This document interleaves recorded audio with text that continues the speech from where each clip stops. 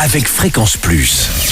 Surprenez votre famille et vos amis grâce au grand chef de Bourgogne-Franche-Comté. Cette semaine, je suis à Grande-Rivière, dans le Jura. Je suis en compagnie du chef Francis Piot, dans les cuisines de l'hôtel-restaurant de l'Abbaye. Bonjour chef.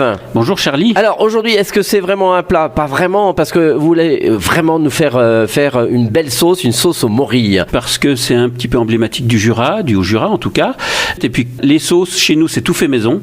Et pour moi, c'est la colonne vertébrale de la cuisine française. Alors comment on procède? On a les morilles, Alors on a nos morilles qui sont sèches, bien sûr. Je pars toujours de morilles séchées. Il faut savoir qu'elle est bien plus goûtue que la morille fraîche. Je croyais que c'était un peu toxique, moi, la morille fraîche. Alors la morille fraîche est toxique, vous avez raison. Pour évacuer la toxine, il faut soit la cuire, soit la sécher. D'accord. En tout cas, ne jamais la consommer crue, ça c'est vraiment très très important. Alors une fois qu'on a les morilles. Donc on va les faire tremper au minimum une demi-journée avec de l'eau tiède jusqu'à couvert. Donc ça veut dire qu'on n'en met pas trop. Ce qui est très très important, vous lavez vos morilles. Alors moi personnellement, c'est 6 à 7 fois jusqu'à ce qu'on voit plus de sable au fond. Et ça, c'est vraiment très important.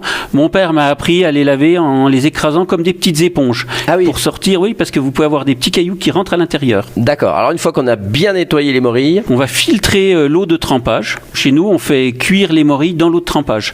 Ah oui. Voilà, on va donc cette eau de trempage, il faut bien la filtrer parce qu'il y a du sable. Hein. Bah oui, forcément. Voilà. Et on va cuire nos morilles 10 minutes, pas plus. Petit frémissement, et là on va récupérer toute l'écume. Vous allez avoir un petit gâteau qui va se former à la surface des morilles en ébullition. C'est toutes les impuretés qui remontent ensemble. C'est comme si on clarifiait quelque chose. Hein. On clarifie le bouillon. Le beurre aussi. Pareil. Voilà.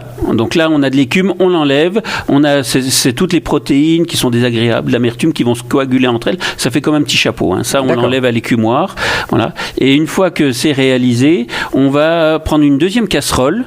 Et là on va faire suer des échalotes émincées, ajouter un petit roux, donc on met du beurre, on fait suer nos échalotes, on farine, on va cuire légèrement, il faut que le roux cuise, mais il ne faut pas que les échalotes brûlent.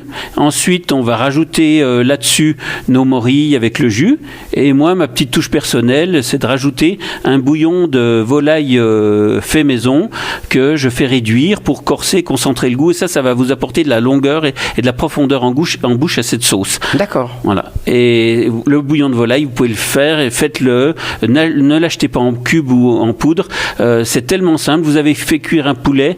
Vous prenez votre carcasse de poulet, vous la faites bouillir dans de l'eau, frémir avec quelques épluchures, restes de légumes, même une carotte, un oignon, un petit peu d'ail, ça marche. Les queues de persil, ne les jetez pas. Les verres de poireaux, ne les jetez pas. Congelez-les et remettez-les dans vos bouillons. Et après, on mixe quoi.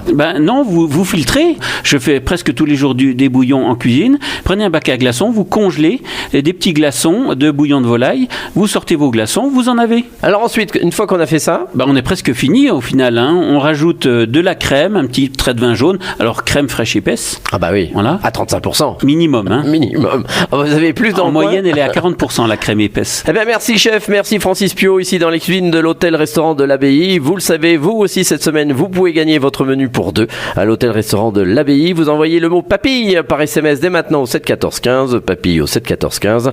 Alors bonne chance à tous pour le prochain épisode et dernier épisode. On se retrouve cette fois-ci avec le dessert, un financier aux amandes et son crémeux chocolat blanc. Et d'ici là, chouchoutez vos papilles.